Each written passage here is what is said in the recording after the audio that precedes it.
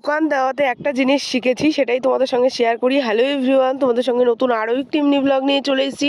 এই যে দোকানটাকে সাজিয়ে নিয়েছি সকালবেলা, তো সাজিয়ে নেওয়ার পরে জল ছিটে এবং ধূপকাঠি ধরাতে লাগে, তো সেটাই করছিলাম। জানো বন্ধুরা, আজ থেকে প্রায় 3 বছর আগে আমাকে মোমবাতি কম্পিটিশনে নিয়েছিল, সেখানে আমি লাস্ট হয়েছিলাম। কারণ আমি সলাইকাঠিই ধরাতে পারি না, মানে ঠিক মতন ব্যবহার করতে পারি না। তো আমি বাড়িতে দেশলাই জ্বালাতাম, সলাইকাঠিটা সেরকম জ্বালাতাম না। এই দোকানে থাকতে থাকতে এই ধূপকাঠি ধরাতে সলাই দিয়ে, তো সেটার থেকেই শেখা। এবার আমি মোমবাতি কম্পিটিশনে প্রায় ফার্স্ট হয়েছি, প্রায় 21টা মোমবাতি ধরিয়েছিলাম।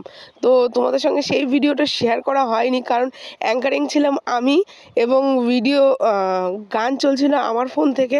তো সরি, মানে আমি ভিডিওটা করতে পারিনি। ভিডিওটা করলে হয়তো তোমাদের সঙ্গে শেয়ার করতে পারতাম। যদি আমার ভিডিও ভালো লেগে থাকে প্লিজ লাইক কমেন্ট শেয়ার এবং সাবস্ক্রাইব করতে ভুলো না। দেখা হচ্ছে অন্য কোনো ভিডিওতে। টাটা।